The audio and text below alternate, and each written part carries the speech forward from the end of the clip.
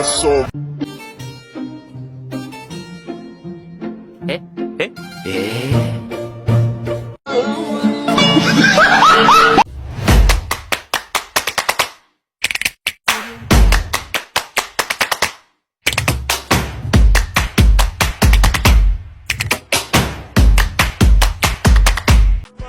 What it is, ho, what's up? Every good girl needs a little love. Every black boy needs a little. Assalamualaikum warahmatullahi wabarakatuh. Salam dan bahagia. Perkenalkan, kami dari kelompok 7 ingin mempresentasikan hasil kerja kelompok kami, yaitu mempresentasikan materi tentang racing konvensional. Dengan saya sendiri, Yasinta Nur Hayati Semuanya, dengan NIM 2022-008-110, dan juga rekan saya Ramlia Boryati dengan NIM 2022-008-092. Saya Resti dengan NIM 2022-008-115. Baik teman-teman, untuk mempersingkat waktu, kita langsung saja ke penyampaian materi yang pertama yang akan dipresentasikan sama rekan saya, yaitu Mbak Rambu. Jadi yang pertama ada pengenalan leasing konvensional, yaitu leasing konvensional adalah salah satu bentuk pembiayaan alternatif bagi perusahaan atau individu yang membutuhkan aset, tetapi tidak memiliki dana cukup untuk membelinya secara tunai. Jadi dalam leasing konvensional itu ada penyewa atau leasing yang membayar uang sewa kepada pemilik aset, yaitu lessor, dalam jangka waktu tertentu.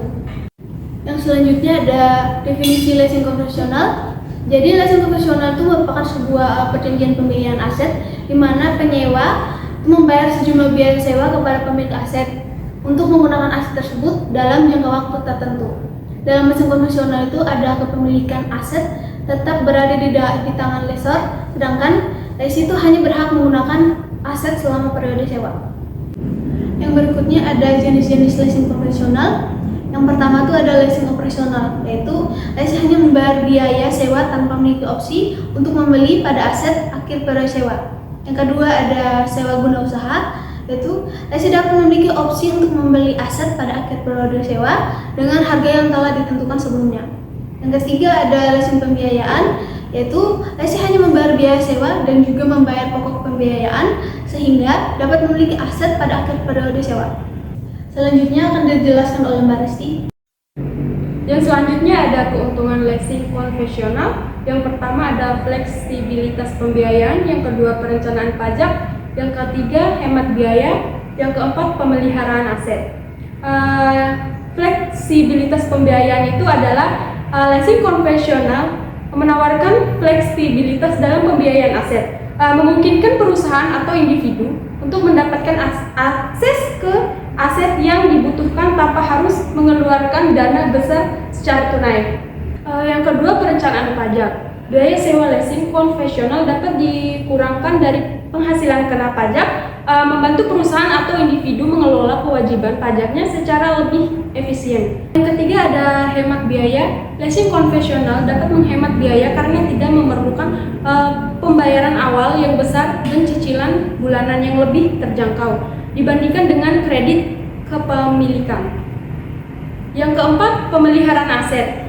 Dalam leasing konvensional, tanggung jawab pemeliharaan aset umumnya berada di tangan lessor, sehingga lessee tidak perlu menggunakan beban tambahan tersebut. Yang selanjutnya ada persyaratan leasing konvensional. Yang pertama ada kelengkapan dokumen. Calon lessee harus menyiapkan dokumen seperti proposal bisnis, laporan keuangan, dan identitas diri untuk diajukan kepada lessor dalam proses pengajuan leasing. Yang kedua ada riwayat kredit. Lessee harus memiliki riwayat kredit yang lebih baik dan dapat menunjukkan kemampuan pembayaran yang konsisten untuk meningkatkan peluang persetujuan pengajuan leasing. Yang ketiga ada jaminan aset. Umumnya lessor akan meminta jaminan kepada aset yang akan disewa untuk lessee sebagai bentuk keamanan dalam pembayaran sewa. Yang keempat, uang muka. Lessor biasanya akan meminta lessee untuk membayar uang muka atau down payment sebagai bagian dari persyaratan leasing konvensional. Yang selanjutnya akan dijelaskan oleh teman saya, Mbak Sonia. Selanjutnya adalah proses pengajuan leasing konvensional.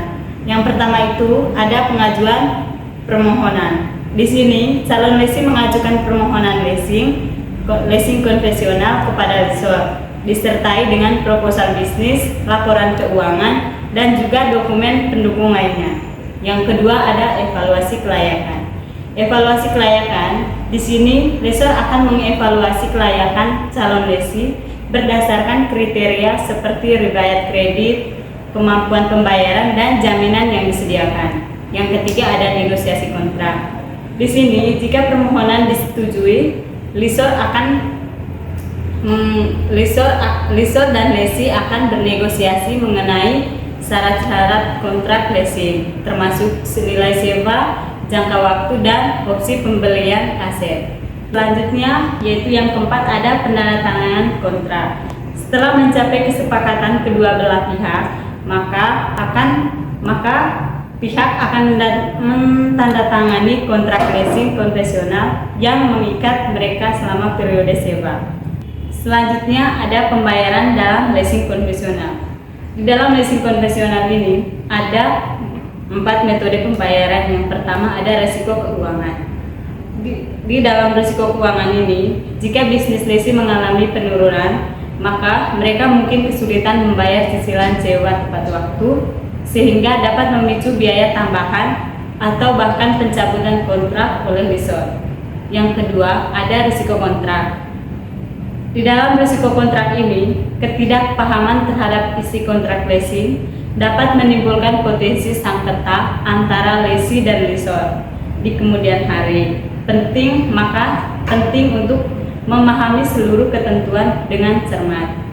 Yang ketiga ada risiko aset.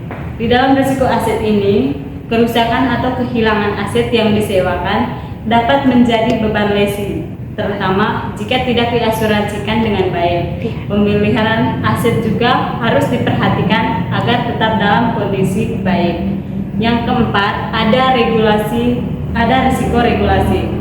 Di dalam risiko regulasi ini, adanya perubahan peraturan terkait leasing yang dapat mempengaruhi kesepakatan kontrak yang telah dibuat, sehingga lesi harus mengikuti perkembangan regulasi yang berlaku. Selanjutnya, ada risiko dalam leasing konvensional.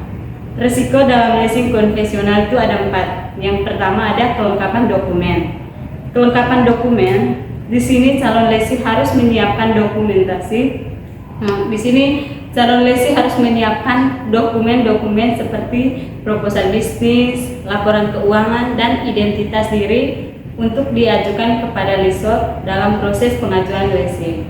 Yang kedua, ada riwayat kredit. Di dalam riwayat kredit ini, lesi harus memiliki riwayat kredit yang baik dan dapat menunjukkan kemampuan pembayaran yang konsisten untuk meningkatkan peluang persetujuan pengajuan leasing. Yang ketiga, ada jaminan aset.